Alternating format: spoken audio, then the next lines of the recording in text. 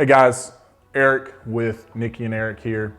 And today I'm gonna show you how to buy apartments and what to look for and what are the top 5 things that you need to do to buy your first apartment deal. As always, hit that like button, hit the subscribe button, and tell your friends.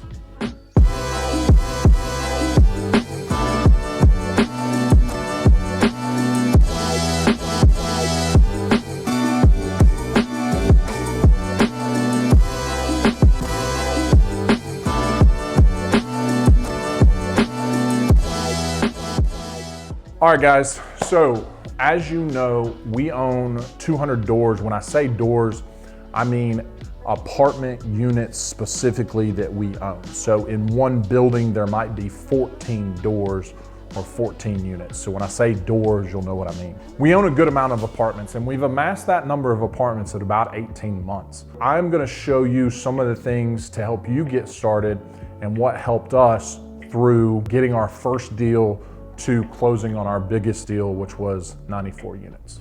Number one, the biggest thing that you have to do is set your goal. Get very, very clear on what you want. The reason that we started going from single family and duplex to +5 units and over is because of scale. If you have one apartment renting at $500 a month, it's not too good. If you have one single family renting at $1,500, and your payment's $1,200, you're making about $350 margin. Now take that same $350 margin times 94. It's just so much easier to scale.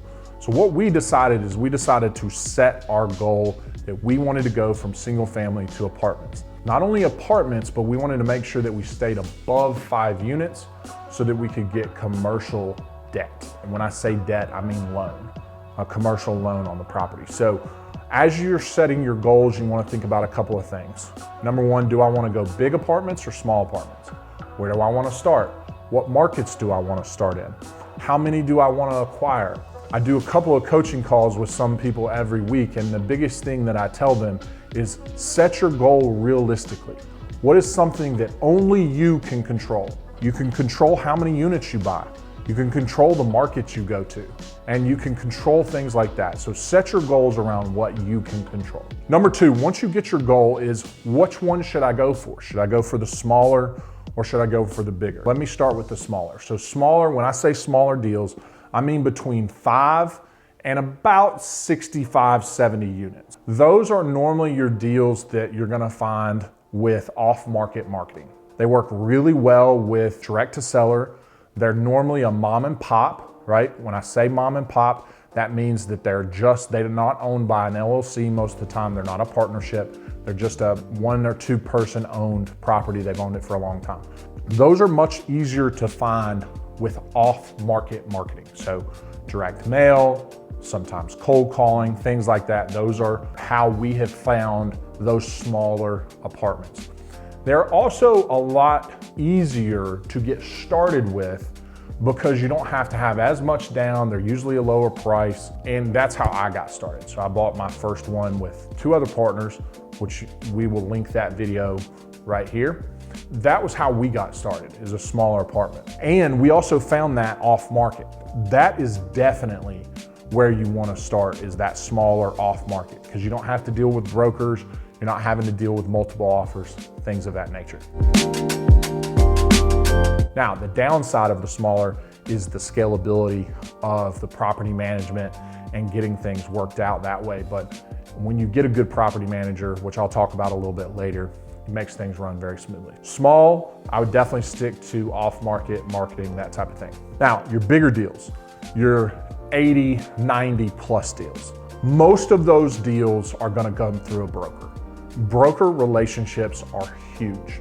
Our 94 unit that we bought came off market from a broker, and that relationship was created over time. I had called them almost for 12 months trying to get a deal, and they finally brought us one. You're gonna be quicker to get a smaller deal off market than you will from a broker. You have to build that trust with the brokers. They have to know that you're gonna close on the deal. They have to know that you have the ability to close on the deal. But you have to call every broker in your market, consistently hit them, and that's where you're gonna find those bigger deals. And that's really where, if you're wanting to scale into the 1,000+ units, get that, that's where you're gonna have to go to get to that unit. And there's nothing wrong with owning 100 units yourself and having those paid off. Nothing wrong with that. That's not my goal. I wanna own thousands of units because I want to provide people with a great place to live, and I wanna do it on a big scale. That is why broker relationships are very important for that higher number property, because those owners wanna push the market. All right, number 3, when you get started, you gotta know your market. What market are you buying in? And then dive in deep. What's the current cap rate?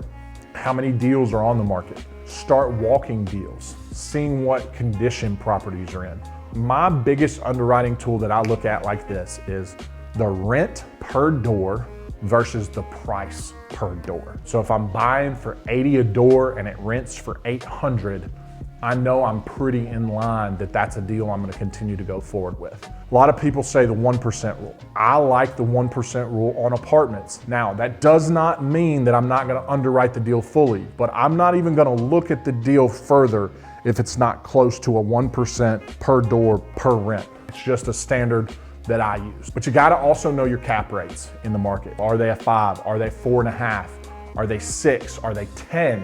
And a cap rate is your NOI, so your net operating income. So you use your NOI or your net operating income, you times it by your cap rate, and that's how you find your purchase price.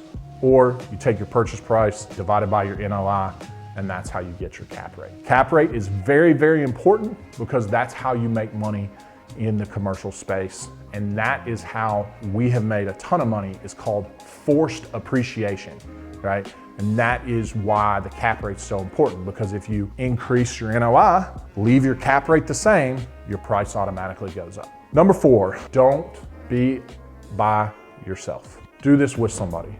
I have only bought one deal by myself. And the one deal I bought by myself was later on in my process when I was already knew what I was doing. Don't be afraid of OPM, other people's money. There's tons of people out there that want an easy return, good return, that want to put it in a real estate cash flowing asset. Don't be afraid to ask other people for help. Don't be afraid to partner with people. Like I said, I partnered on my first deal and it's gone phenomenal.